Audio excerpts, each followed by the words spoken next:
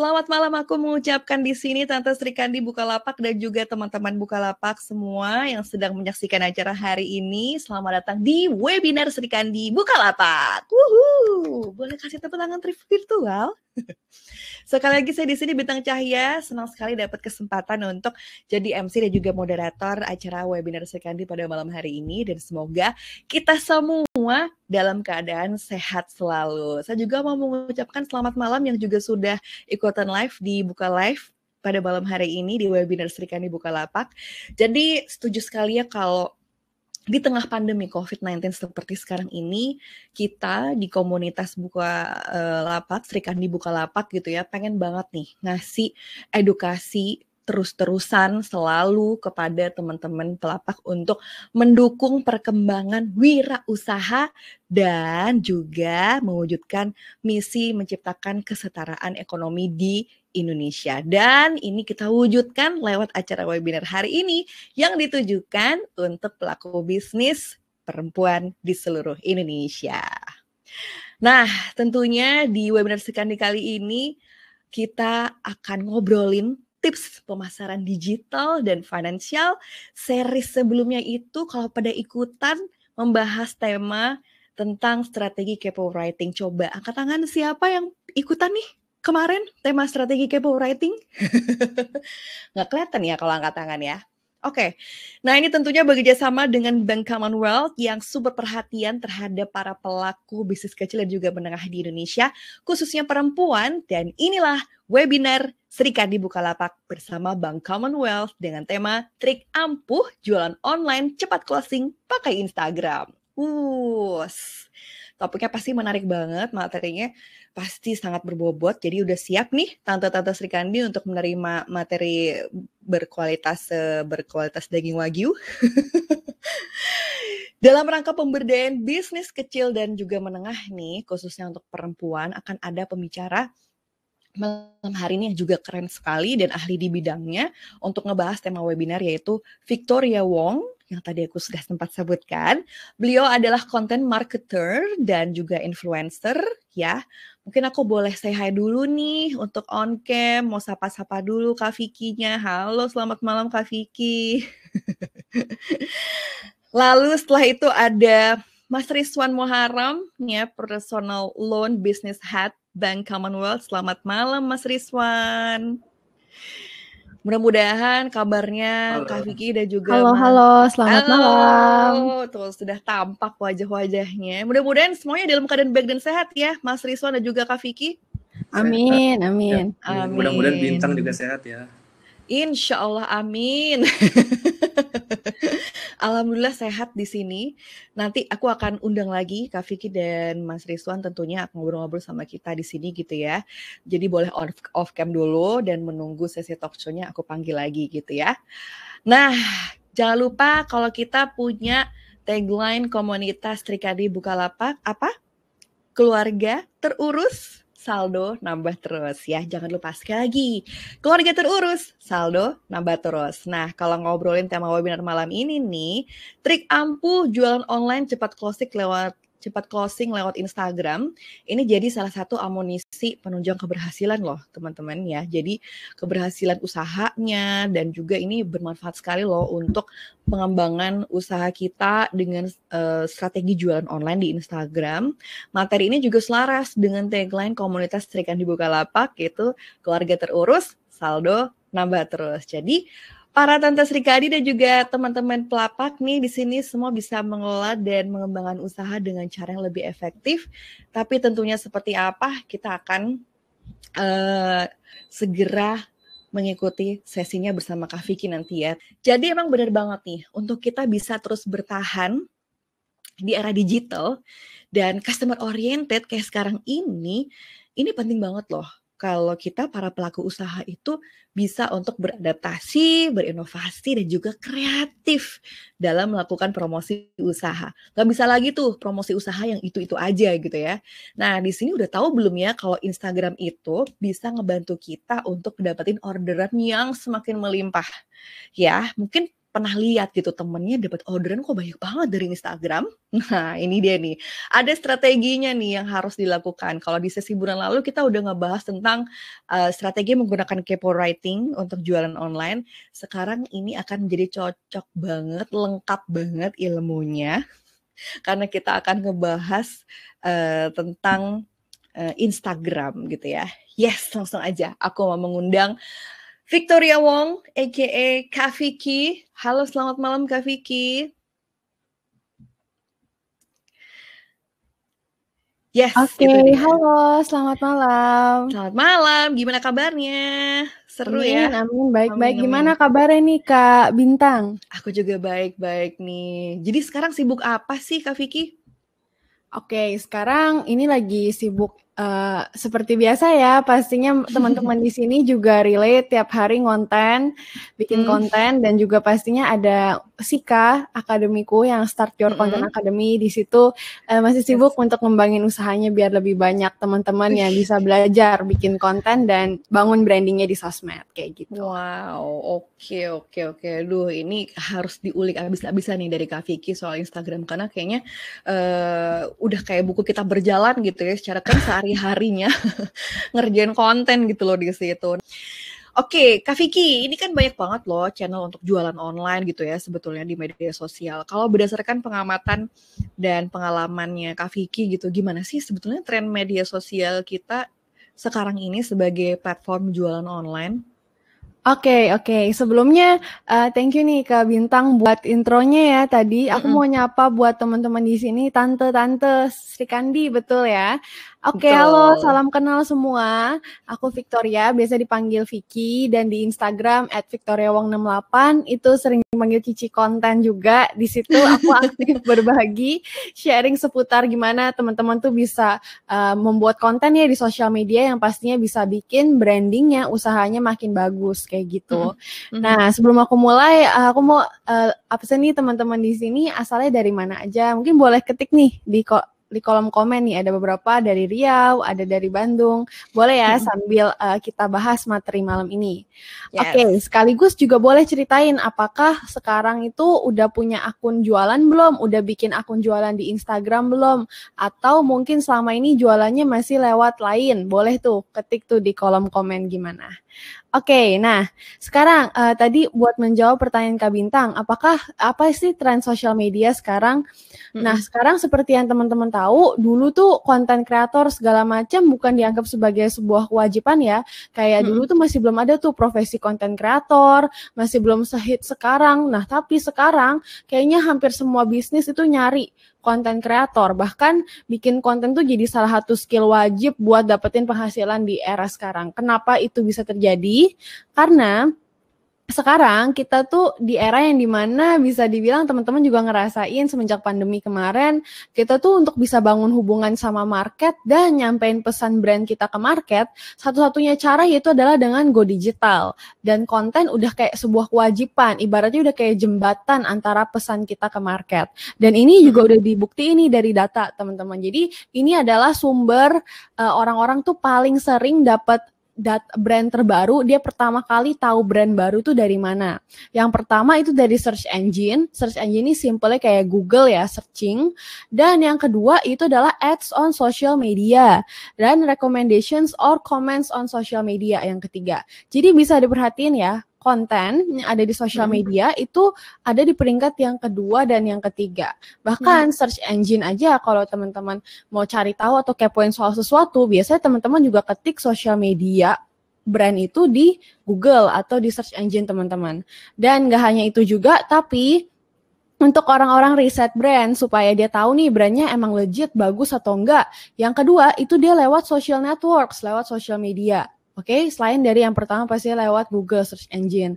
Jadi kita di sini bisa lihat ya, makin ke sini tuh konten di social media tuh memang benar-benar powerful itu, se-powerful itu. Bahkan brand-brand kecil yang mungkin dulunya nggak kelihatan, mungkin bahkan cuma bermodal di rumah doang, tapi bisa omsetnya jutaan, puluhan juta, ratusan juta hanya dengan modal sosial media, kontennya kayak gitu. Karena sekarang konten tuh ibaratnya udah kayak jembatan antara brand kita ke market. Kita mau punya produk sebagus apapun, jasa sekeren apapun, nggak akan nyampe ke market kalau kita nggak bisa komunikasiin lewat konten. Karena itu kita harus bisa lewatin 3 step ini nih teman-teman. Yang pertama, kumpulin orang dulu buat follow kita. Yang kedua, bangun hubungan sama mereka. Kenapa nggak langsung jualan aja sih? Kenapa nggak langsung, ini produk saya, beli produk saya gitu? Karena pastinya kita tahu ya, orang beli itu karena apa? Karena percaya. Dan rasa percaya itu kita tumbuhin itu dari pertama-tama kita harus pupuk, kita kumpulin dulu orang-orangnya lewat bikin konten, kita bangun hubungan dulu sama mereka, baru saat mereka percaya, mereka akan lihat produk kita bukan sebagai promosi lagi, tapi sebagai solusi buat mereka. Jadi mereka pun mau dijualin. Karena dasarnya orang itu mau dijualin loh, asal mereka udah percaya sama kita. Nah, rasa percaya itu dibentuk sama konten yang kita bikin. Nah, sekarang cuman untuk pilih sosial media yang tepat nih, apakah harus mulai dari mana ya? Sekarang kan ada banyak banget ya, Kak Bintang, ada dari Instagram, TikTok, dari Instagram aja sekarang ada fitur Reels ya. Kayaknya kewalahan nih kalau harus terjun ke semuanya. Nah, sebenarnya sosial media yang paling tepat tetap menurut aku yang pertama kita harus kenalin dulu nih market kita tuh di mana. Karena gini, kalau teman-teman jualan kayak contoh alat kesehatan gitulah ya, produk kesehatan yang mungkin target marketnya tuh 30-an ke atas atau 40 tahun ke atas. Nah, kemungkinan besar teman-teman nggak akan terjun ke TikTok karena mayoritas market-market itu biasanya ngumpul di Facebook, di WhatsApp group dan sebagainya. Tapi kalau teman-teman jualan yang targetnya gadis-gadis muda, ya masih umur 20-an, kemungkinan selain Instagram, mungkin teman-teman bakal terjun ke TikTok. Karena itu pertama-tama harus tahu dulu nih target market kita ada di mana. Nah, tapi kalau secara statistik yang teman-teman bisa lihat di sini, bisa dilihat ya, yang pertama berdasarkan data ya 2021 Januari, pertama orang tuh masih paling sering pakai YouTube. Nah, ini pelan-pelan makin lama makin kekikis nih sama TikTok dan sama Instagram ya, karena di TikTok sama Instagram sekarang udah ada fitur video. Terus yang kedua WhatsApp ya, dan yang ketiga yaitu adalah Instagram. Nah, sekarang kenapa sih kita harus kembanginnya di Instagram?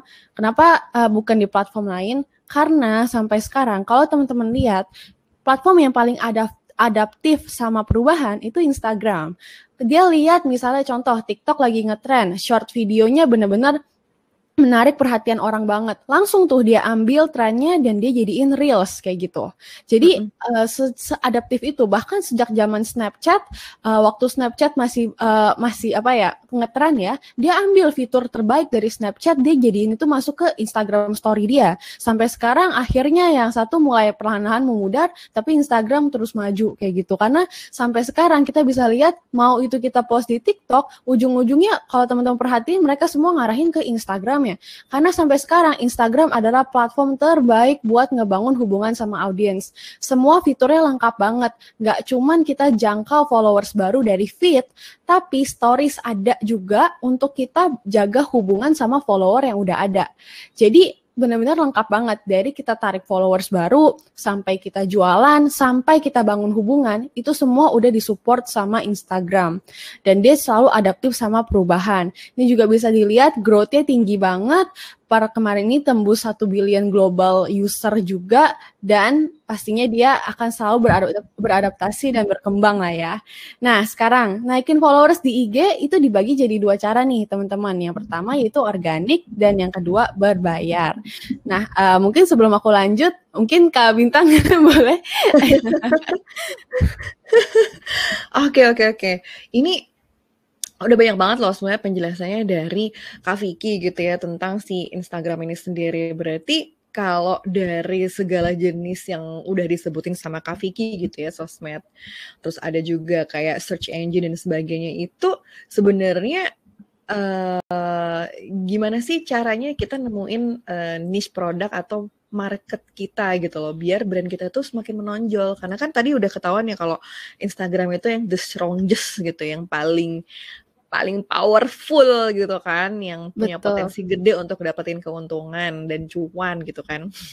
Nah, tapi pertanyaan berikutnya adalah gimana sih caranya kita bisa nemuin market kita nih gitu, biar brand kita tuh makin menonjol. Oke. Nah, Buat menjawab itu ya, jadi kan tadi kembali lagi kita udah tahu Instagram tuh platform yang cukup powerful. Nah, sekarang naikin followers di IG sendiri itu sebenarnya dibagi jadi 2 cara. Ada pertama yang organik nih lewat konten-konten yang kita posting, dan yang kedua adalah berbayar, iklan, paid promote dan sebagainya. Nah, di sini aku bakal lebih fokus bahas yang organik di materi malam ini, tapi teman-teman juga ingat ya, karena organik ini nantinya kan ini fondasi buat bikin konten. Iklan pun juga tetap butuh konten yang menarik supaya iklannya teman-teman diklik gitu. Jadi pasti ini benar-benar simak, catat gitu sampai akhir. Nah, ini benefit followers organik nih. Yang pertama pastinya interaksinya asli, followersnya aktif. Karena kalau teman-teman cuma misalnya iklan doang, pas dia visit ke profil, ternyata profilnya nggak menarik. Ternyata deskripsinya kayak nggak jelas banget ini jualan apa segala macam. Nah, akhirnya iklannya juga berujung boncos. Dan bukan hanya itu aja, tapi kalau kita cuman fokus ngiklan doang tanpa kita jaga followers yang udah ada, akhirnya followers kita pun makin lama nggak aktif kayak gitu, bahkan bisa unfollow. Nah, jadi benefitnya kita pakai konten organik itu adalah interaksinya asli, kita kalau teman-teman perhatiin, followers yang datang dari konten kita yang organik, yang nggak berbayar, itu biasanya jauh lebih berkualitas. Atau mereka jauh lebih tertarik sama brand atau bisnis kita. Karena mereka datangnya emang pure karena mereka suka sama konten kita, suka sama brandnya kamu, kayak gitu. Nah, sekarang, tadi ya, kembali lagi, gimana caranya supaya kita bisa mulai nentuin marketnya nih, supaya kita tuh bisa grow followers kita secara organik. Nah, pertama, temuin niche-nya dulu, atau sebenarnya bahasa lainnya, temuin masalah dan goal marketnya dulu. Nah, oke, ibaratnya konten kita itu diibaratinnya itu sebagai kendaraan yang membantu orang market lah ya, dari titik 0 sampai bisa menuju titik yang dia inginkan. Oke? Jadi saat kita bikin konten, bayangin konten kita tuh adalah kendaraan yang ngebantu orang dari tadinya dia 0, benar-benar gak ngerti atau masih di titik yang dia gak suka, sampai dia bisa menuju titik yang dia inginkan. Contoh misalnya ya, teman-teman bikin konten misalnya ya, mainan anak. Nah, mainan anak kan kelihatannya kayaknya, berarti aku harus bikin semua konten yang related sama produkku. Pokoknya semuanya harus posting soal mainan anak. Enggak juga, karena kembali lagi mainan anak, kira-kira siapa tuh yang paling ideal target marketnya? Misalnya ternyata mama-mama muda. Nah, mama-mama muda itu sebenarnya goal utamanya itu bukan untuk punya produk mainan anak loh.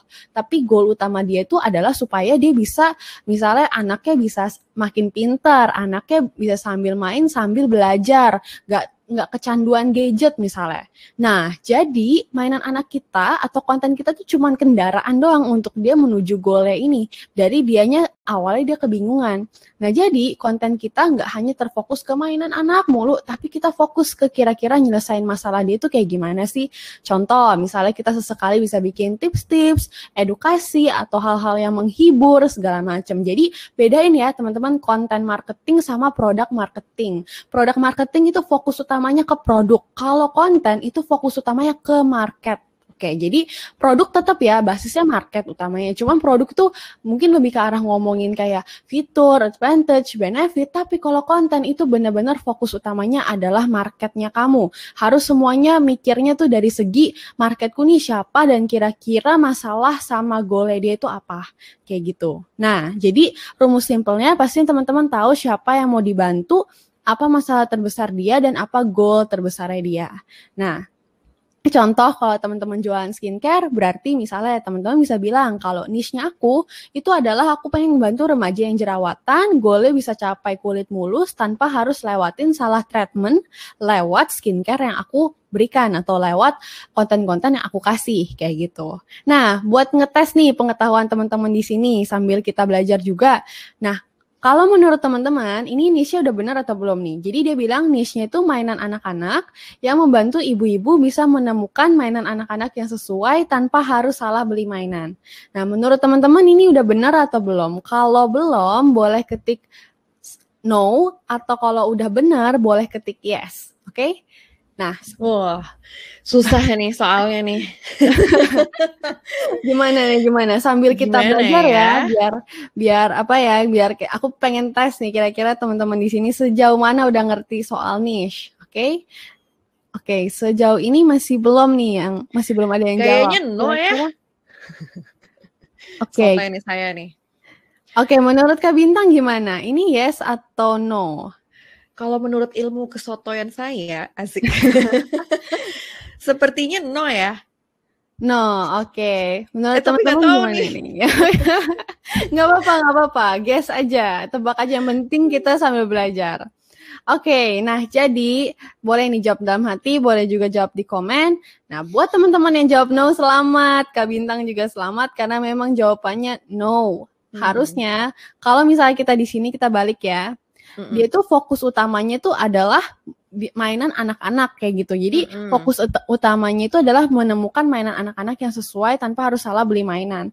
Padahal sebenarnya mungkin lebih tepatnya, kalau ini awalnya udah benar kan ya, bantu ibu-ibu. Mungkin lebih tepatnya itu dia bisa bilang membantu ibu-ibu supaya dia itu bisa hubungannya lebih dekat sama anaknya makin pintar tanpa harus anaknya sampai kecanduan gadget lewat mainan anak yang aku jual. Kayak gitu. Jadi beda ya.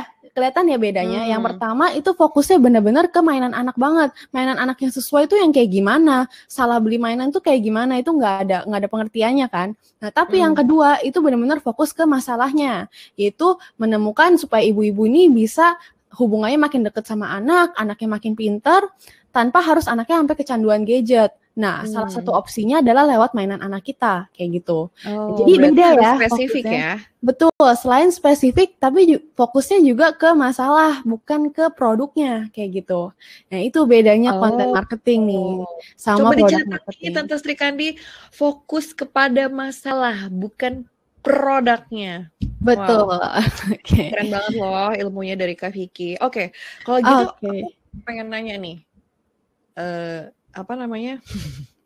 Kalau dari sisi buyer's journey-nya sendiri gitu kan, untuk bikin konten jualan yang menarik followers biar mereka jadi pembeli itu gimana sih caranya? Oke. Nah, ini masuk ke materi yang menarik banget nih. Jadi tadi kan kita udah tentuin nih niche-nya apa. Udah tahu kira-kira marketnya siapa kita mau targetin, masalahnya apa, goalnya apa. Nah, sekarang penting juga buat kita tahu kira-kira dia di dalam tahapan mana dalam buyer's journey atau perjalanan seseorang dari yang tadinya dia orang asing sampai jadi customer atau loyal fans-nya kita, kayak gitu. Nah, biasanya dia akan lewat 4 tahapan ini nih, Kak Bintang. Jadi bisa dilihat yang pertama itu dia tahapan unaware atau dia nggak sadar. Pokoknya dia nggak sadar masalahnya dia apa, bahkan dia nggak sadar kalau dia itu punya masalah yang sebenarnya bisa diselesain gitu sama produk kita. Nah, yang tahap kedua, ini dia udah mulai sadar dia punya masalah, tapi dia nggak melakukan sesuatu atau dia nggak tahu solusinya apa. Nah, yang ketiga, ini dia udah mulai sadar nih, produk kita tuh adalah solusinya. Dia cuma butuh sedikit dorongan lah supaya dia percaya sama produk kita sampai akhirnya dia action. Nah, mungkin aku kasih contoh ya supaya teman-teman di sini langsung dapat nih gambarannya.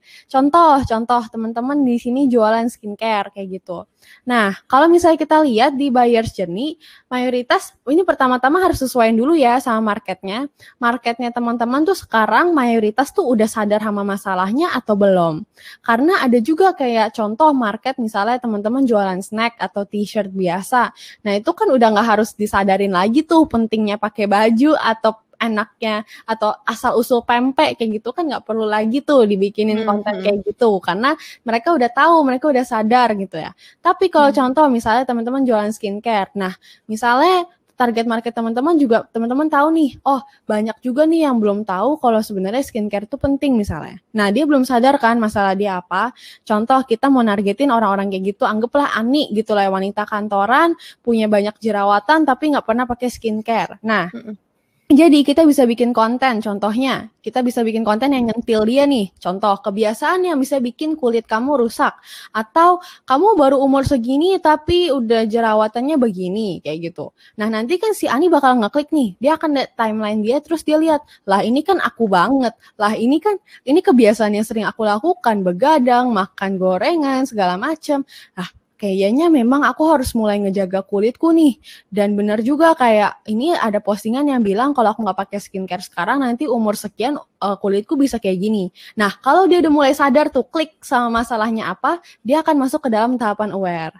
Oke, nah saat dia mulai sadar, ini contoh konten-kontennya ya. Saat dia udah mulai sadar sama masalahnya, dia akan mulai cari solusinya dong. Biasanya kalau orang udah tahu masalahnya apa, dia akan mulai cari solusinya, benar nggak? Nah, disinilah baru kita bahas nih, kayak contoh tips ampuh atasin jerawat pakai skincare ini, atau basic skincare buat kamu yang pemula, atau contoh kita mulai ngebahas tuh konten-konten edukatif atau hal-hal yang relate sama dia. Karena di sini udah bisa nih kita pakai istilah-istilah skincare, karena dia udah mulai sadar masalah dia apa. Nanti ini tujuannya apa kita bikin konten kayak gini? Itu supaya kita ngebangun rasa percaya dia. Karena kan kita kasih terus nih solusi sama masalahnya dia. Jadi makin lama dia makin percaya. Makin, wah ini siapa ya kontennya? Kayaknya konten-kontennya selalu menarik loh. Gak hanya edukatif, ada juga yang hiburan segala macam, selalu kena banget ke aku. Nah, begitu dia udah mulai terbangun nih rasa percayanya lewat konten yang kita kasih, nah di situ dia akan mulai masuk ke dalam tahapan solution. Dia mulai kepo sama produk kita. Dia mulai lihat produk kita tuh sebagai solusi. Nah, kalau udah di sini, ini ya contoh konten tadi ya. Kalau udah di tahapan solution, udah tinggal action doang. Berarti kita tinggal kita sentil, misalnya lewat review, testimoni, kita udah mulai bisa ngomongin produk kita, udah bisa hard selling lah, udah bisa langsung ngomongin kalau kita tuh punya produk A, B, C, kalau kita tuh benefitnya beli di skincare di tempat kita sama tempat lain tuh kayak gimana.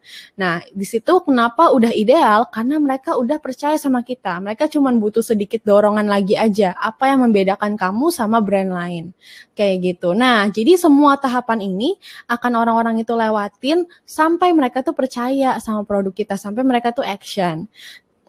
Kembali lagi, teman-teman juga harus sesuai nih, kira-kira teman-teman itu ada di niche mana. Karena tadi aku bilang, nggak semuanya mulainya dari nggak sadar. Bisa juga ada yang udah sadar sama masalahnya dia apa, kayak gitu. Contoh, kalau misalnya teman-teman yang jualan baju atau fashion, yang baju biasa, orang juga nggak perlu disadarin lagi kenapa pakai baju misalnya. Nah, mereka tinggal di bagian tahapan aware, kayak gitu. Di tahapan aware, kan mereka udah tahu nih, mereka udah sadar harus berpenampilan menarik, harus supaya sih, supaya misalnya bisa naik jabatan lah, atau misalnya lebih kelihatan formal atau apa, atau lebih kelihatan kayak K-pop kesukaan dia atau apa kayak gitu. Nah, kalau di situ berarti kan mereka udah di tahapan aware tuh. Tinggal kita misalnya bikin konten kombinasi outfit supaya kamu tampak kayak si ini misalnya, atau kita sesekali bikin tips supaya kamu tuh bisa makeup yang cocok buat jenis outfit yang kayak gini misalnya. Nah, karena kita udah tahu mereka tuh udah sadar penampilan itu penting gitu loh, kayak gitu. Jadi kembali lagi sesuai nih sama market teman-teman. Produk kesehatan mungkin orang masih harus disadarin dulu. Mulainya dari tahap yang tadi unaware, nggak sadar gitu. Jadi pastiin teman-teman cari tahu dulu nih, kira-kira tuh marketnya tuh ada di mana, ada dalam tahapan mana. Nah, sekarang cari taunya dari mana? Dari tadi dibilangin harus cari tahu market nih, harus cari tahu masalahnya. Baru mau nanya. Caranya gimana? Ini dia. Aku langsung membaca pikirannya. Membaca pikiran aku ya. Betul. Iya, jadi gimana sih cara cari taunya? Apakah harus bikin survei yang susah atau pakai tools yang ribet segala macam? Enggak harus itu semua. Mulai aja dulu dari sekeliling kamu, mulai aja dulu dari orang-orang sekitar kamu, entah itu temen kah atau saudara kah atau siapa yang sesuai target market ya. Jangan yang nggak sesuai sama target market. Mulai aja dulu dari mereka, tanyain masalah, goal, kebiasaan mereka sehari-hari apa. Kalau aku bikin konten kayak gini, kamu bakal tertarik atau enggak? Kayak gitu. Mulai aja dulu gitu dari sekitar kamu. Intinya nggak harus sampai pakai tools berbayar dan segala macam. Kamu bisa mulai dari sekitar-sekitar kamu, setidaknya survei lah. Kalau dulu aku awal-awal tuh aku survei kurang lebih 10-15 orang gitu loh sebelum aku bikin konten. Atau bisa juga mulai dari followers yang kamu udah punya kayak gitu. Coba DM-in mereka, tanyain, minta waktunya sebentar untuk survei supaya kamu tuh bener-bener tahu masalah sama goalnya mereka apa. Jadi kamu nggak cuma asumsi aja kayak gitu. Karena seringkali itu menurut aku yang paling bahaya tuh saat kita asumsi, saat kita bikin iklan, saat kita bikin konten, kan sukaan kita mikir kayaknya menurutku ini udah menarik nih. Padahal apa yang kita pikirin menarik belum tentu menarik buat market kayak gitu. Karena itu penting banget buat kita validasi tadi. Mulai dari sekitar kita atau mulai dari followers yang kita udah punya, bisa sebarin lewat polling di story, survei di story, atau kita bisa pendekatan langsung, kita DM langsung, kita chat, atau kita bisa ngintipin nih aktivitas market di akun-akun sejenis kita. Kita coba intipin kolom komennya kayak gitu. Biasanya orang-orang tuh pada komennya kayak gimana sih di akun-akun yang mirip sama kita. Mereka suka nanya apa sih, bahasanya kayak gimana sih, sekarang lagi ngebahas apa sih mereka, kayak gitu. Dan ini juga cukup membantu ikutin event atau komunitas atau perkumpulan di mana target market kita berada. Contoh tadi kalau teman-teman jualan mainan anak misalnya, boleh juga tuh ikutin komunitas parenting atau komunitas yang kira-kira mama-mama muda join kayak gitu, supaya kamu tahu mereka tuh lagi ngomongin apa sekarang, mereka tuh lagi bahas apa sekarang, kayak gitu. Itu akan sangat membantu supaya kita up to date gitu. Jadi itu beberapa cara yang teman-teman bisa pakai. Nah, sekarang kalau kita pengen jualan gitu ya di online, di Instagram gitu kan, ini sebetulnya menjadi kegalauan segala umat deh kayaknya pas mereka harus berhadapan sama Instagram gitu ya. Sebenarnya kita tuh harus naikin followers dulu atau kita harus bangun engagement rate dulu gitu. Ada nggak sih practical tipsnya nih yang mungkin bisa dibagi sama Kak Vicky gitu ya biar bisa ningkatin engagement rate atau followers yang nantinya bisa di-convert jadi ke penjualan. Pas ujung-ujungnya kan kita pengennya jualan gitu. Betul. Oke. Nah, kita perlu karena kan kita lagi ngomongin Instagram nih, kita perlu tahu dulu nih alur audiens kalau dia lagi kepo sama brand kita tuh kayak gimana sih? Oke, sebelum kita mikir apakah follower atau engagement yang lebih penting. Nah, biasanya kalau audiens kepo nih sama brand kita, apa yang pertama kali dia lakukan? Biasanya dia kepo itu datangnya dari konten kita dulu kan. Entah itu dia ketemu iklan kita atau dia ketemu postingan kita yang ada di Explore. Nah, setelah itu dia akan mulai ke profil kita atau visit ke profil kita. Setelah itu dia mulai cek bio-nya kita, deskripsi bio, dia mulai cekin story kita, highlights kita, baru habis itu dia mulai klik link di website, atau dia juga bisa kayak sambil nge-scroll konten yang lain. Betul ya? Jadi itu kurang lebih alur audiens kepo. Nah, sekarang kenapa kita penting buat tahu ini ya, alurnya gimana? Karena berarti kita bisa simpulin kalau semua pertama kali datang itu dari konten dulu atau konten feeds kayak gitu. Kenapa yang tadi aku sempat bilang, kenapa Instagram Story versus Instagram Feed? Meskipun kelihatannya mereka di satu platform yang sama, tapi strateginya beda banget. Kita bisa lihat di sini kalau dari alur audiens kepo, yang buat naikin followers itu adalah yang di feed kayak gitu. Yaitu konten-konten yang kita posting di feed. Sedangkan buat yang bikin followers kita atau orang-orang yang tertarik sama kita itu kepo sama produk kita, itu justru yang di stories kayak gitu. Kelihatan ya bedanya ya. Jadi meskipun mereka di satu platform yang sama, tapi fungsinya beda. Yang satu buat menarik follower baru, yang satu buat menjaga followers yang udah ada, dan bahkan bisa mengubah mereka jadi calon klien atau customer kita. Kayak gitu. Nah sekarang aku bakal bahas dari yang pertama dulu. Feed tadi ya. Pertama kali nih, source pertama, sumber pertama orang tuh mulai kepoin brand kita. Nah, karena dia tujuan utamanya reach orang baru, berarti isi konten kita harus semenarik mungkin pastinya. Dan arahan kita atau arahan di akhir konten, seringkali ini sering dilupakan nih, meskipun kelihatannya sepele, tapi ngasih kalimat arahan orang tuh harus ngapain setelah baca konten kamu tuh penting banget. Supaya entah itu dia visit profil kamu, dia follow kamu, dan sebagainya, dia cek link di bio kamu, dan pastinya bio profilnya kamu harus menarik, karena pas dia kepoin ke profilnya kamu, pastiin dia udah tahu nih kamu jualan apa, kira-kira produk kamu keunggulannya apa, dan sebagainya. Nah sekarang, pertama, isi konten yang menarik. Oke, nah sekarang kalau misalnya kita ngomongin soal isi konten yang menarik, ini kan sekarang di Instagram udah ada carousel sama Reels ya. Tapi tetap menurut aku apapun itu isi kontennya, pastiin di pikiran teman-teman itu apakah orang tuh akan mau save dan share kontenku nggak? Kalau aku bikinnya kayak gini, kayak gitu. Jadi memang konten-konten jualan tuh penting, tetap posting aja nggak apa-apa, tapi coba keep in mind, tetap di pikiran teman-teman tadi ya, kembali lagi fokus ke market. Apakah orang-orang bakal nge-save nggak kalau aku bikin konten kayak begini? Orang-orang bakal nge-share nggak kalau aku bikin konten yang tipenya kayak begini? Kayak gitu. Dan pastinya ya seperti biasa, optimalin hashtag. Tadi nanti aku bakal bahas soal hashtag juga, konsisten upload, ini penting banget ya, karena konsisten upload di Instagram tuh ngefek banget. Ada nggak teman-teman di sini yang pernah ngerasa setelah berhari-hari, mungkin udah sebelumnya konsisten terus upload, terus sekalinya bolong itu engagementnya langsung anjlok? Yes, karena itu memang bisa banget terjadi. Instagram tuh intinya dia kasih reward atau kasih semacam algoritmanya itu bisa belajar kalau misalnya kita tuh konsisten upload. Misalnya contoh kita konsisten upload tiap jam 5 sore atau kurang lebih jam segitulah ya. Nanti lama-kelamaan algoritmanya akan belajar kalau wah akun ini selalu konsisten upload jam segini dan artinya jam segini aku bisa boosting dia ke banyak orang kayak gitu. Instagram sendiri sebagai platform akan kasih reward buat kamu yang konsisten upload. Karena itu kalau sampai ada yang bolongnya cukup lama pasti kelihatan susah banget naikin engagementnya. Tapi that's okay. Balik lagi aja konsisten upload. Cuman penting banget ingat tiap hari bukan berapa banyak yang kamu posting tiap hari kayak 3 kali sehari atau 5 kali sehari. Kalau memang belum kuat untuk posting segitu banyak, mendingan sekali minimal 1 tapi tiap hari muncul. Tiap hari ada, selalu show up tiap hari gitu. Karena konsisten itu bukan banyak ya, tapi konsisten itu muncul tiap hari. Lalu pastiin di jam postingnya ideal dan pastinya evaluasi hasilnya. Nah, sekarang kita bahas dulu dari Instagram carousel. Nah, kalau udah ngomongin kebetulan kita tinggal 2 menit lagi nih. Nggak apa-apa dilanjutin deh. Oke. Aku bakal cepet aja nih supaya teman-teman di sini waktunya cukup ya. Nah kalau ngomongin soal Instagram carousel, pastinya kita itu ini ideal buat soft selling dan pastinya ideal buat kita yang edukasi ya. Nah tapi pastiin yang pertama nih saat bikin carousel headline-nya itu terlihat jelas, bikin orang penasaran dan keep it simple and short kayak gitu. Jadi pastiin headline kita tuh desain kita pastinya mendukung ya supaya teks kita kebaca. Karena seringkali aku lihat banget nih orang-orang yang posting konten tuh desainnya, backgroundnya sama teksnya tuh malah ngeblend gitu loh, nggak terlalu kelihatan. Padahal penting banget visual di Instagram. Dan selain itu keep it simple and short. Pastiin ini tuh bikin sepenasaran mungkin.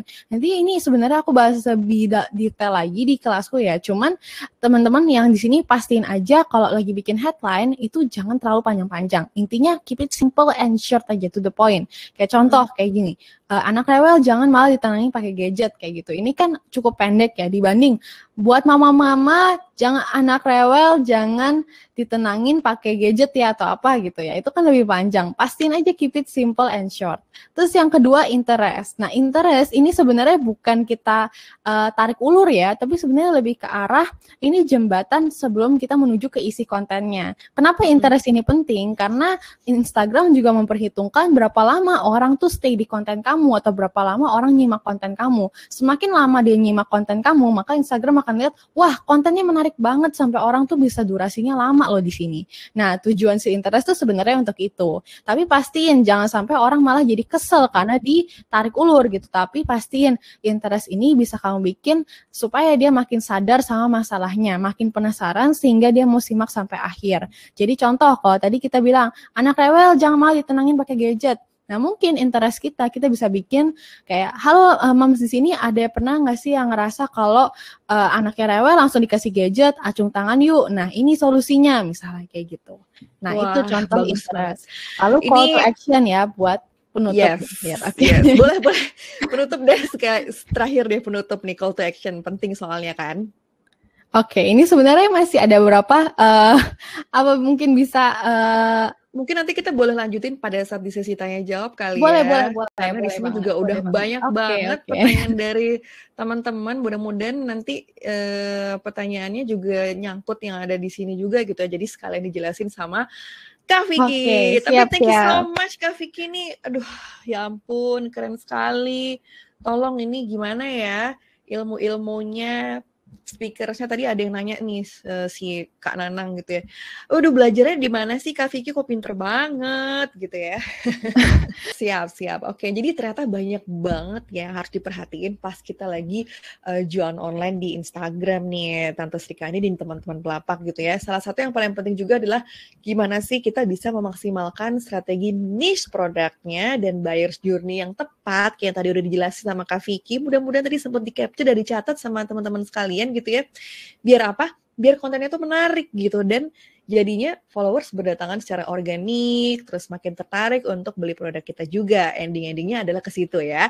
Nah, itulah strateginya biar jualan kita cepat closing pakai Instagram. Mantap ya. Nah, sekarang aku mau masuk ke talk show yang kedua ini di mana mengatur keuangan itu selalu akan menjadi hal yang sangat penting, apalagi saat ini juga gitu ya.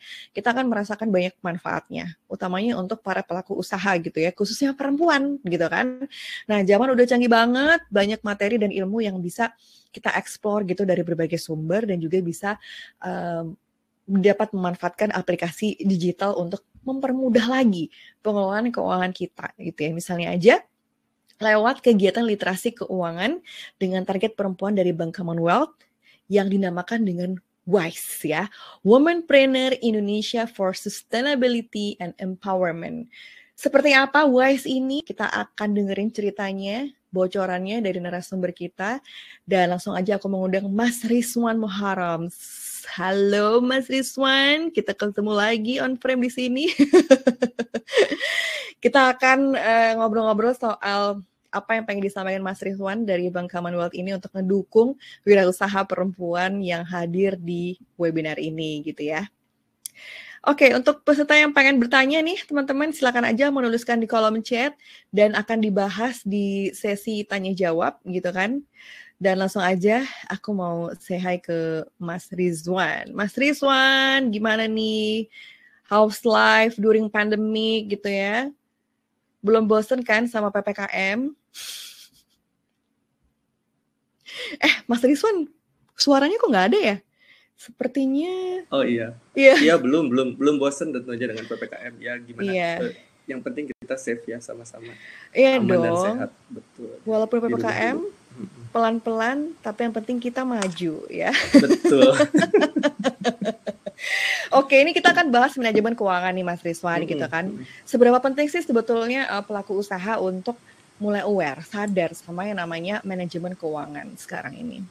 Betul, mungkin kalau ditanya seberapa penting, ini penting banget ya. Kenapa penting gitu? Karena manajemen keuangan tuh efeknya kemana-mana gitu di sini. Kalau kita tahu posisi keuangan kita ada di mana, itu tuh membantu kita untuk melakukan banyak hal. Kita bisa bikin anggaran yang lebih baik, kita bisa bikin proyeksi ke depan atau apa ya, bikin perencanaan lebih baik. Anggaran itu kan kayak ini buat bayar utang, misalnya ini buat makan, ini buat usaha, ini buat apa, itu kita bisa lebih baik. Dan proyeksi ke depan kita bisa paham, oh di depan kita butuh untuk cicil rumah misalnya, kita butuh untuk mengumpulkan DP, itu bisa kita proyeksikan ke depan. Jadi manajemen keuangan itu fungsinya di situ gitu. Dan di sini itu kalau secara sederhana ya, manajemen keuangan itu apalagi di dunia usaha ini penting sekali. Di sini tuh ada 3 hal sebetulnya yang perlu sangat diperhatikan. Karena apa? Ini membantu juga buat nanti tante-tante Sri Kandi dan juga teman-teman yang lain buat misalnya menyiapkan laporan keuangan untuk pengajuan kredit ke bank misalnya. Itu akan membantu buat mengembangkan usaha, atau misalnya bahkan untuk pinjam ke keluarga, pinjam ke koperasi. Itu semua membutuhkan laporan keuangan. Karena apa? Karena laporan keuangan itu kayak biografi usaha kita sebetulnya. Jadi kayak di situ tuh kelihatan usaha kita itu untung, usaha kita itu rugi, berapa untungnya, berapa ruginya, penjualannya berapa besar, apakah terlalu mahal bayar karyawan atau enggak, kayak gitu-gitu, itu semua kelihatan di laporan keuangan. Jadi kalau kita bisa bikin rapi itu laporan keuangan, itu bantu banget biar kita bisa mengembangkan usaha kita lebih besar lagi dan sustainable. Sustainable itu berkesinambungan gitu. Jadi nggak cuma setahun udah gitu berhenti bangkrut, enggak, tapi bisa 10 tahun, 20 tahun, atau bahkan seperti perusahaan-perusahaan legendaris sekarang kayak udah ratusan tahun seperti itu.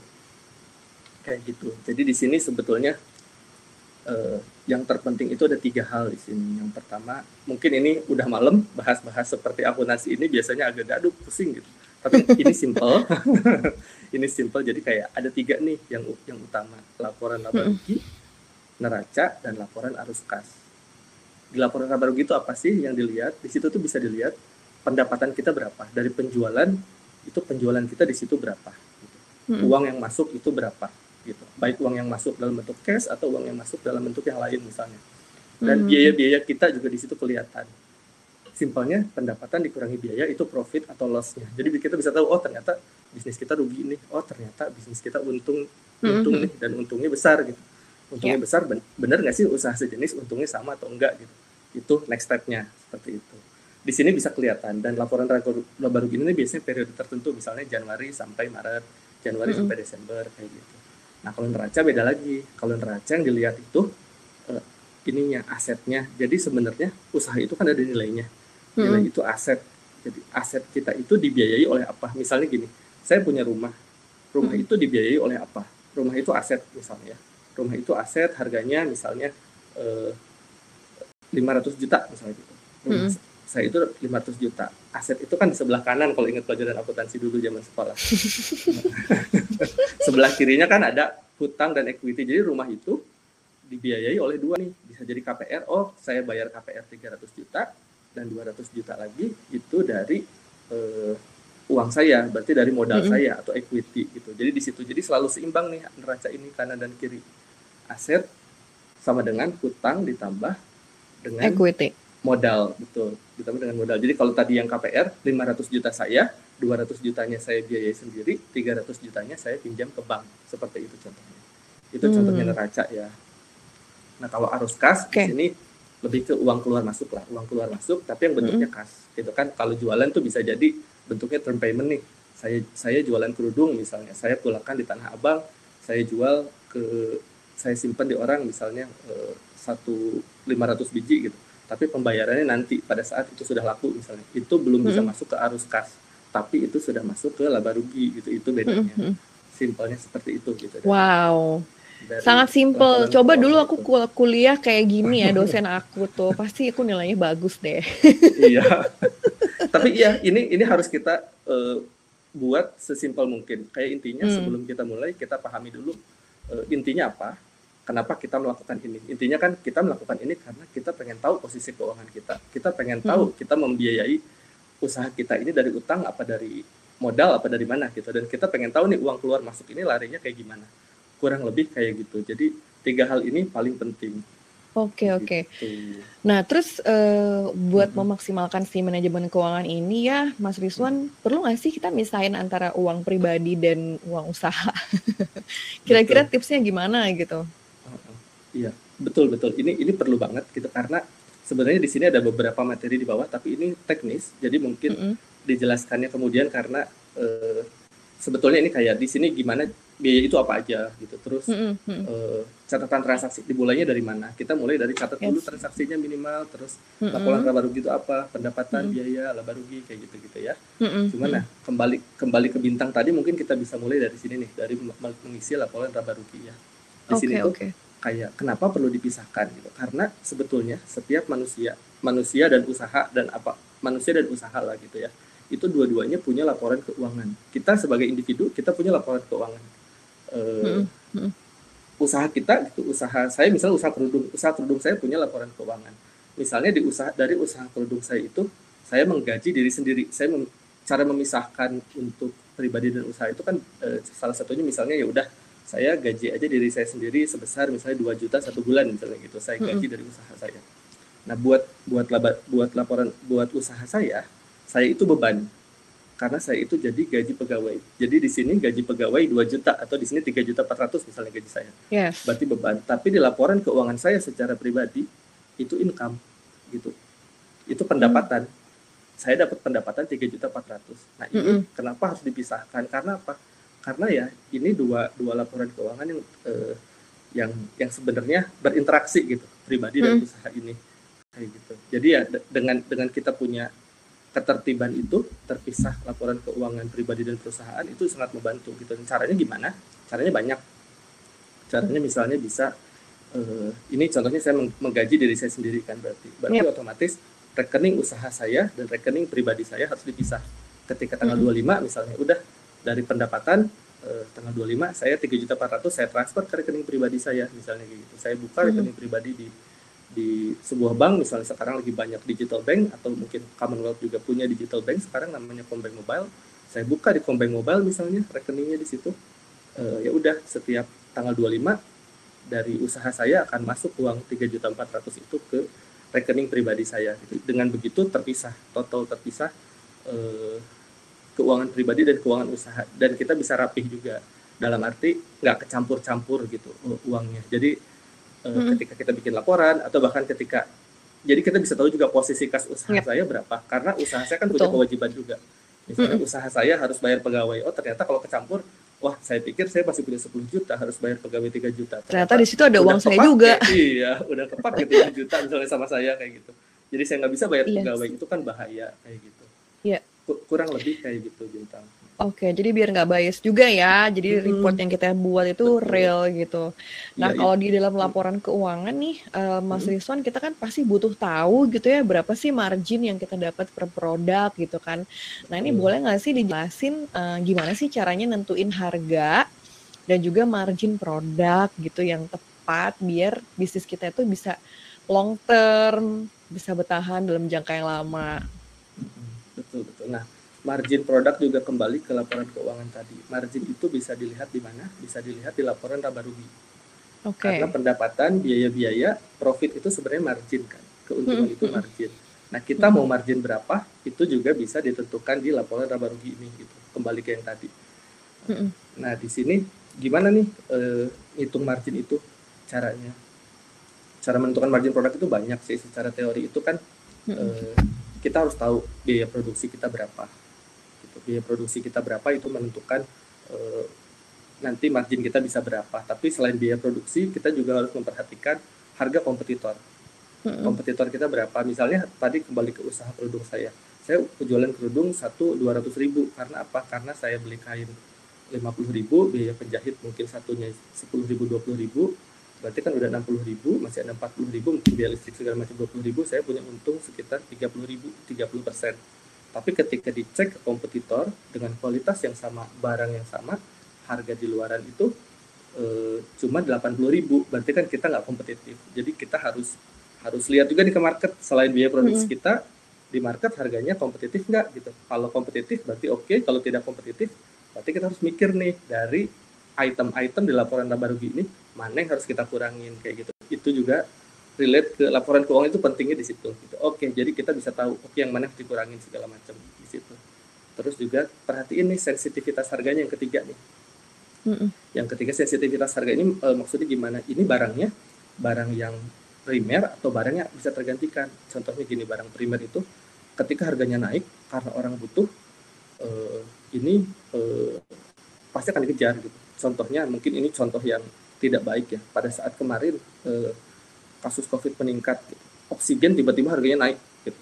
Karena apa? Karena itu semua orang butuh gitu. Semua orang butuh. Jadi di situ faktor harga produksi nggak ada, kompetitor nggak ada, tapi ya karena harganya karena dibutuhkan dan harga berapapun ditebak, itu harganya tiba-tiba naik seperti itu. Itu juga harus diperhatikan. Barang kita itu barang apa? Kalau kerudung mungkin replacementnya banyak, penggantinya banyak, barang penggantinya. Misalnya kerudung A, kerudung ada kompetisinya sempurna lah gitu. Jadi kita nggak bisa nentuin harga sendiri. Karena apa? Karena harga marketnya udah terbentuk misalnya kayak gitu. Jadi di situ kalau kita naikin sendiri ya mereka beli yang lain kayak gitu intinya. Di situ harus kita perhatiin juga.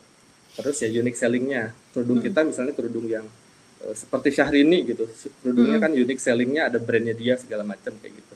Jadi dia bisa harganya, marginnya agak dimainin sendiri. Terus target marketnya, apakah kita jualan di Jakarta atau mungkin kita jualan di Indonesia Timur, itu juga menentukan harganya gitu. Karena misalnya di Jakarta dengan adanya pasar Tanah Abang dan juga mungkin teman-teman Bukalapak yang di Jabodetabek, persaingannya sempurna, jadi harganya kita nggak bisa tinggi-tinggi kayak gitu. Ya itu faktor-faktornya. Terus ya strateginya bisa untuk menentukannya itu bisa banyak nih. Bisa tadi ada 5 berarti ya. Secara strategi bisa ada yang namanya cost plus pricing. Intinya itu kalau B2B biasanya kayak begitu. Cost plus pricing itu misalnya gini, saya menentukan harga, saya kerjasama dengan ini biasanya salah satu contohnya mungkin di bank ya.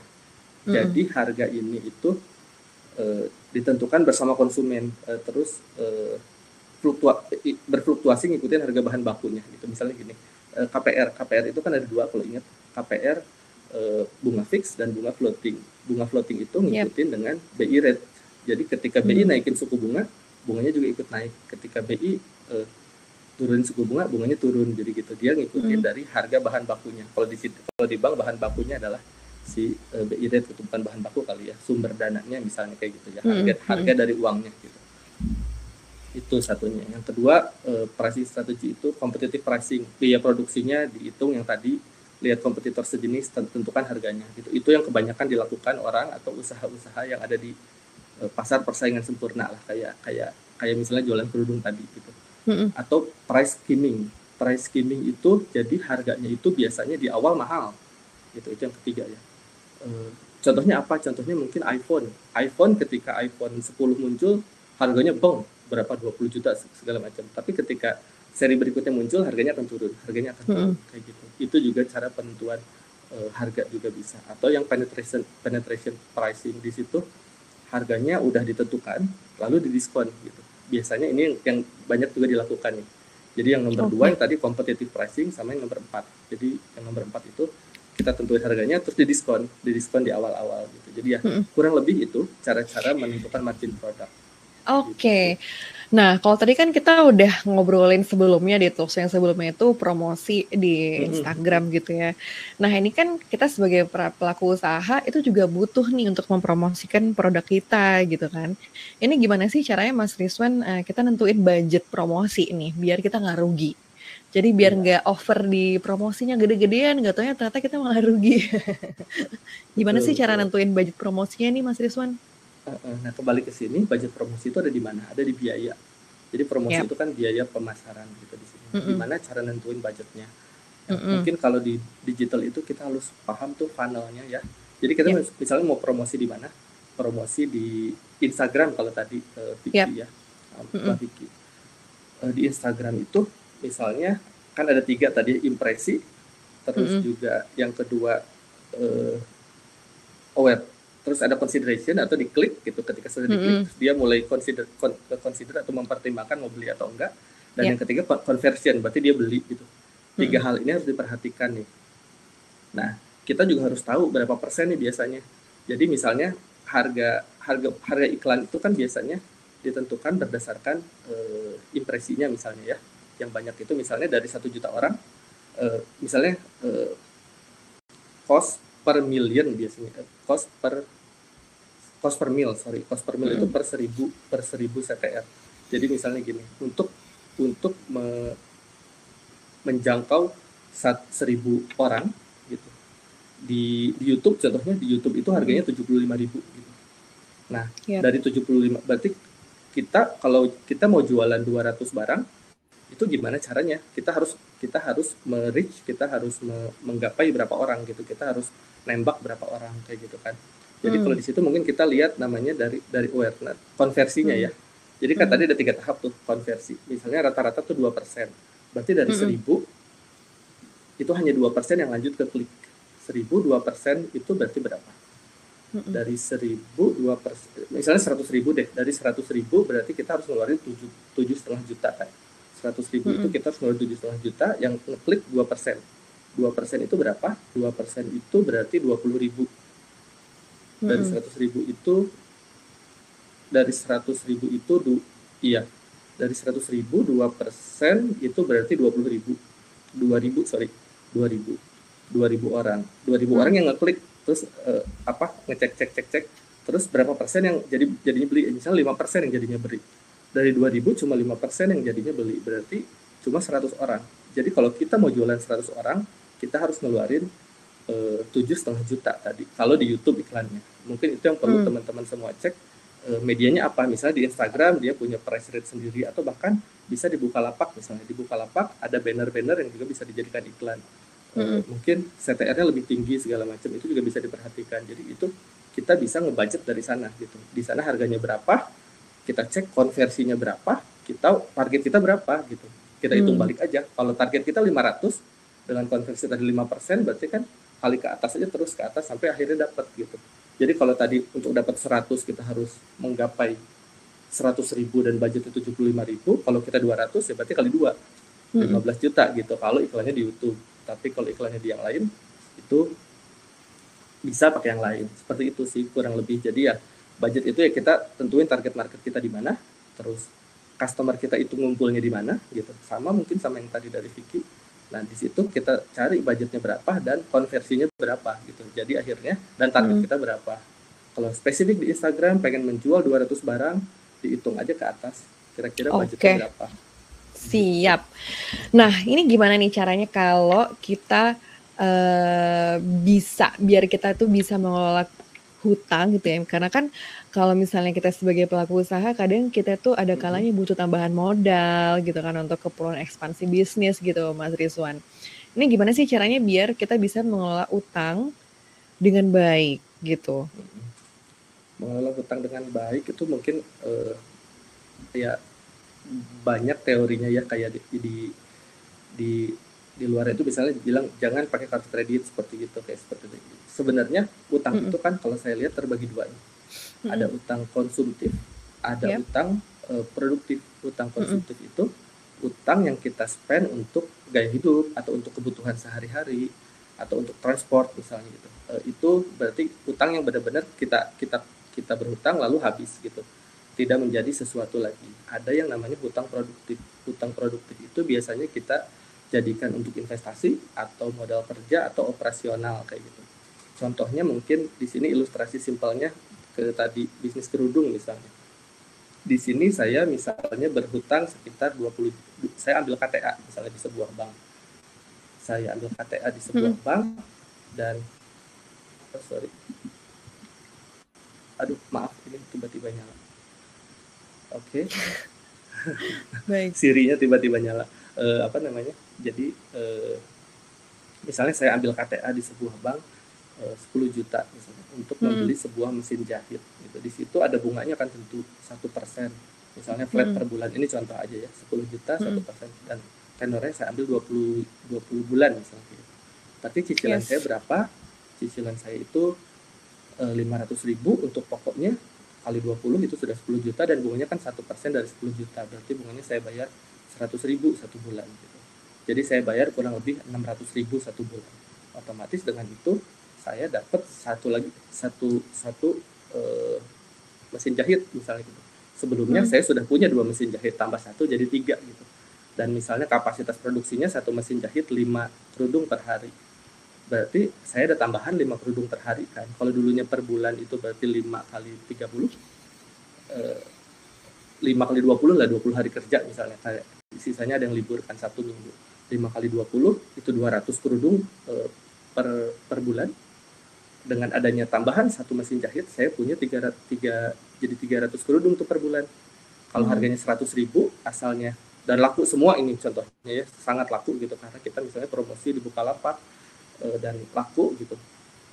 Di sini 20 juta misalnya per bulan, berarti kan 100.000 ada 200 kerudung, 20 juta gitu. Dan dengan adanya mesin jahit tambahan baru, karena jadi 300 tadi, kapasitas produksinya jadi 30 juta gitu. Kebayangkan di sini peningkatannya dari asalnya pendapatan kita sebelum dikurangi macam-macam ya, itu 20 juta menjadi 30 juta. Itu naiknya sudah 50%. Ya, sudah 50% naiknya gitu. Padahal bunga yang harus kita bayar itu kan 1% per bulan gitu. Di sini sudah untung. Kalau kita ambil deh margin kita 20%, berarti tadi 20 juta, 20%-nya 4 juta gitu ya. Kalau 30 juta, 20%-nya kan 6 juta gitu. Itu pendapatan kita. Berarti kan udah naik 2 juta tuh penghasilan kita dari adanya tambahan satu mesin jahit. Cuma kan 6 juta ini belum dikurangi dengan membayar cicilan. Cicilan berarti kan tadi 600.000, berarti 5.400.000. Berarti kita masih meningkat tuh penghasilan kita, disposable income kita, income yang bisa kita konsumsi atau kita pakai itu dari 4 juta ke 5.400.000, 6 juta kurangi 600.000 tadi ya.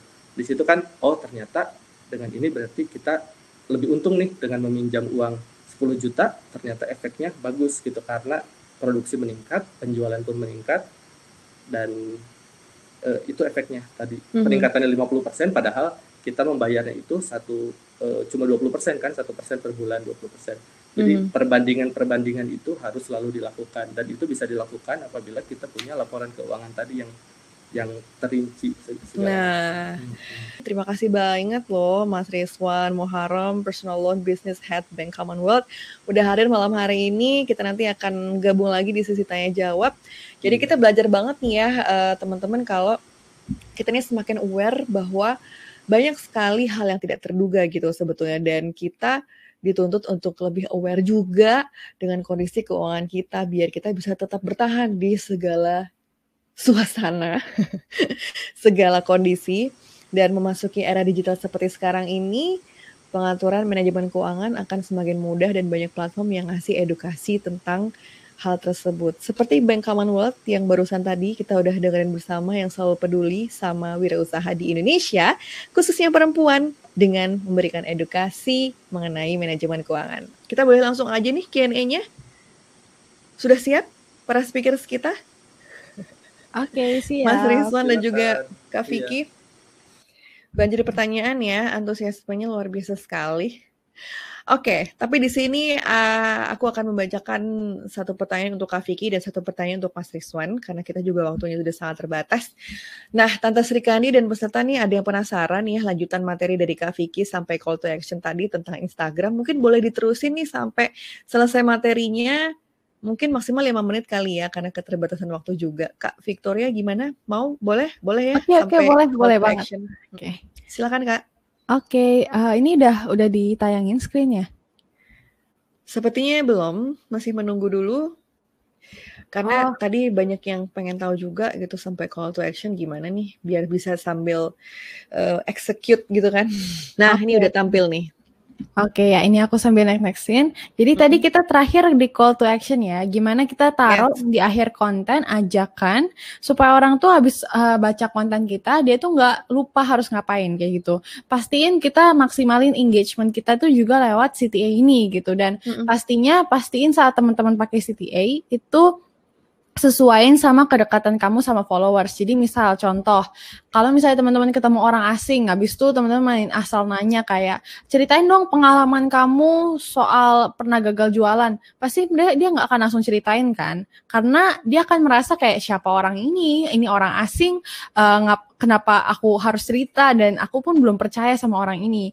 Nah itu juga hal yang harus teman-teman note nih saat bikin call to action di akhir konten. Sebisa mungkin bikinnya segampang mungkin, bikin orang tuh mau seinteraksi mungkin. Contoh misalnya, kasih hati ya kalau kamu setuju sama hal ini, kasih tos dong di komen, tag dong teman kamu, cek link di bio kita ya buat penawaran, atau follow ya akun kita, atau contoh misal sesimpel kamu lebih suka A atau B misalnya. Jadi pastiin call to actionnya teman-teman itu semuanya tuh untuk ngebangun engagement, ngebangun interaksi, tapi pastinya juga relevan sama audiens. Jangan kita belum sedekat itu sama audiens tapi call to actionnya udah susah kayak gitu.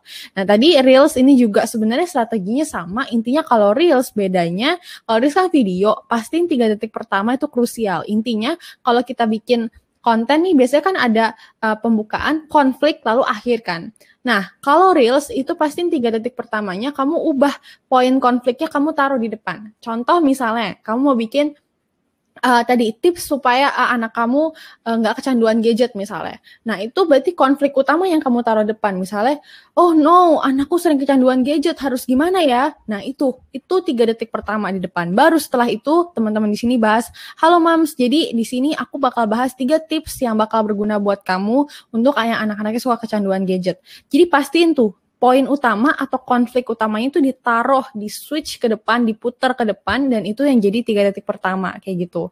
Nah itu kalau Reels bedanya sama carousel. Kok carousel kan dia cover, pastiin covernya semenarik mungkin, dan selalu tutup tadi dengan kalimat arahan yang pastinya menarik orang untuk selain dia engage, komen, tag sebagainya, untuk dia follow dan juga profile visit kita. Oke, karena nantinya pastiin saat dia profil visit itu teman-teman juga maksimalin bionya, deskripsi bionya, supaya deskripsi bionya itu ngarahin orang untuk dia itu follow atau dia langsung kepoin produk kamu. Kembali lagi ini sesuaiin sama produk teman-teman. Kalau contohnya produk teman-teman itu sesuatu yang kayak makanan atau baju atau apa yang memang orang nggak harus diedukasi banget.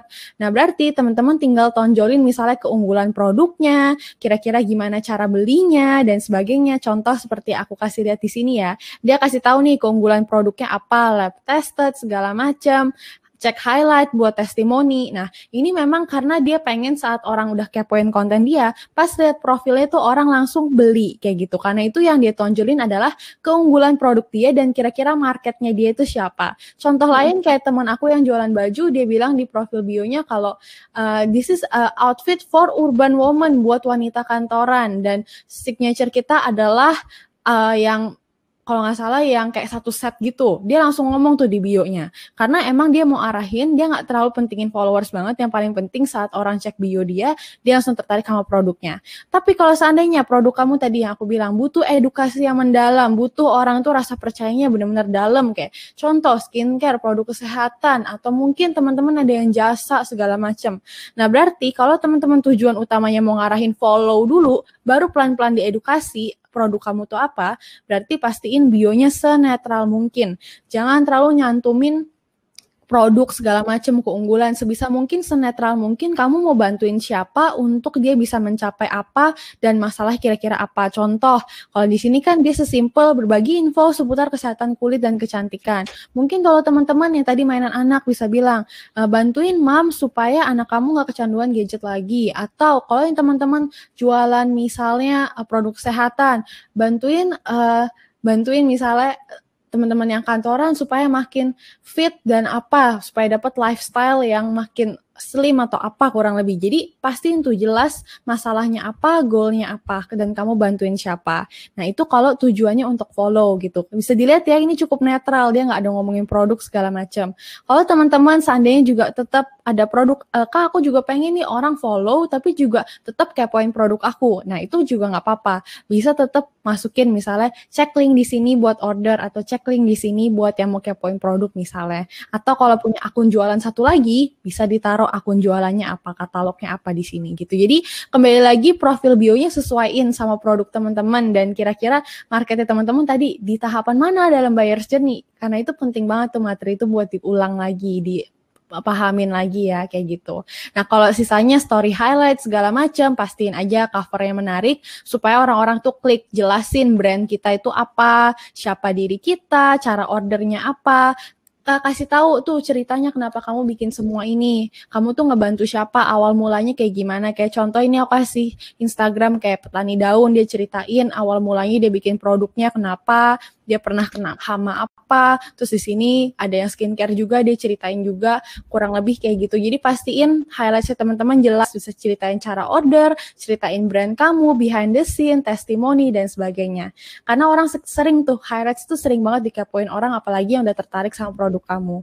Lalu Instagram story jangan lupa, jangan hanya jualan doang tapi fokus juga narik interaksi. Pastiin teman-teman sekarang kenapa kalau story kamu drop itu jangan langsung panik, jangan langsung salahin algoritma. Bisa jadi itu karena kita kurang menarik interaksi di stories kita. Jadi pastiin tuh fitur-fitur kayak polling, Q&A box, segala macam yang ada di Instagram, teman-teman manfaatin sebaik mungkin. Sebelum jualan, selalu kasih jeda untuk ngelakuin tadi narik interaksi dulu saat bangun pagi nih ya. Misalnya bangun pagi baru mau mulai posting, setelah 24 jam lewat, oke, tarik dulu interaksi sebanyak mungkin lewat Q&A, lewat bikin polling, segala macam. Baru setelah itu kasih jeda misalnya 2-3 jam, baru habis itu posting jualan atau posting testimoni atau segala hal yang berkaitan sama jualan. Kenapa sih harus begitu? Karena itu adalah taktik buat mancing interaksinya naik dulu, viewersnya naik dulu, baru nanti saat kamu posting jualan akhirnya juga maksimal yang nge-view story kamu. Karena kalau isi story kita cuma jualan doang sekarang atau cuma ngomongin soal diri kita tanpa kita ajak orang interaksi, itu kemungkinan besar story view-nya bisa drop. Karena sekarang story view itu sangat utamain banget. Instagram tuh ngelirik kamu banget kalau kamu story-nya bisa narik interaksi. Entah itu reply, shares, dan sebagainya.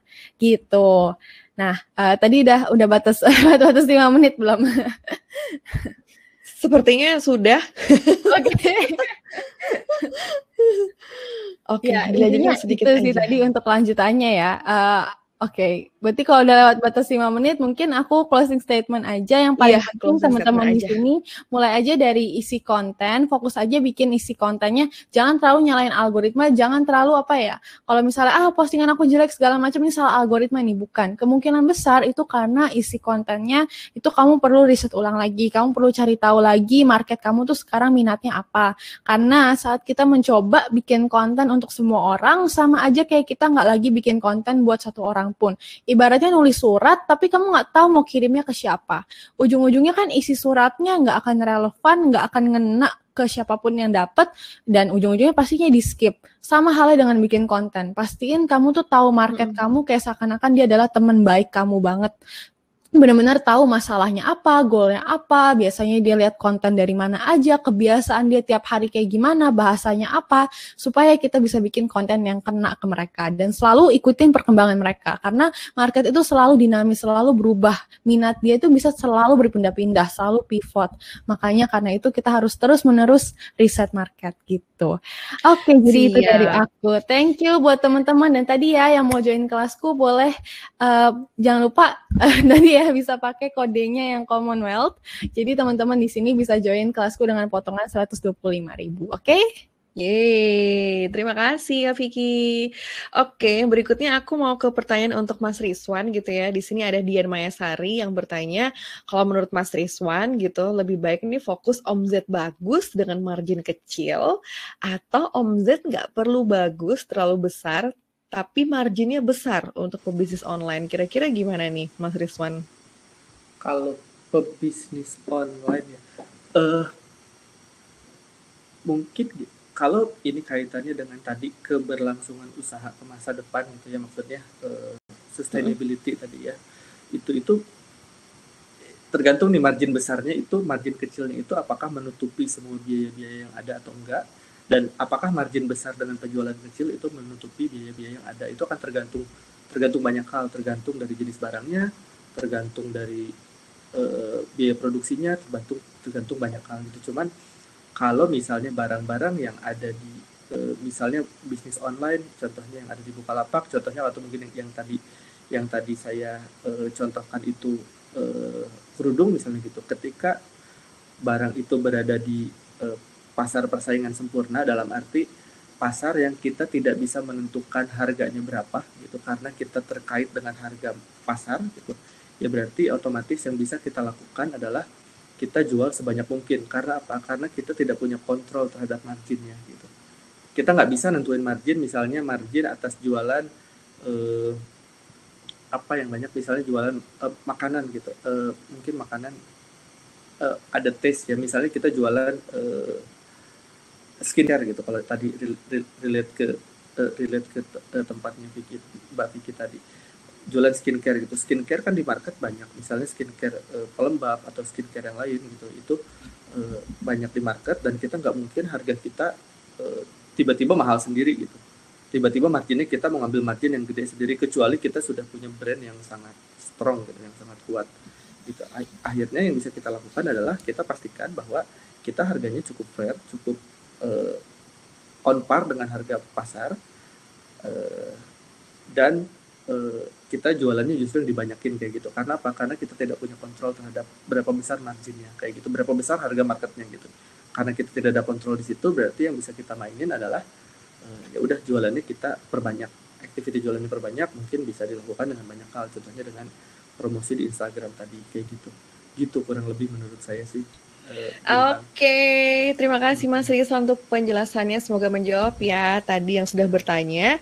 Aku mengucapkan terima kasih sekali lagi buat Kak Vicky dan juga Mas Rizwan Muharram gitu ya untuk ngobrol-ngobrolnya pada malam hari ini, dan juga terima kasih untuk para peserta yang udah ikutan live di sini juga nanya-nanya. Aku sekali lagi mau mengucapkan terima kasih kepada para narasumber yang keren-keren pada malam hari ini. Ada Kak Vicky dan juga Mas Rizwan. Thank you so much para peserta, dan juga tentunya Bank Commonwealth khususnya di sini ya.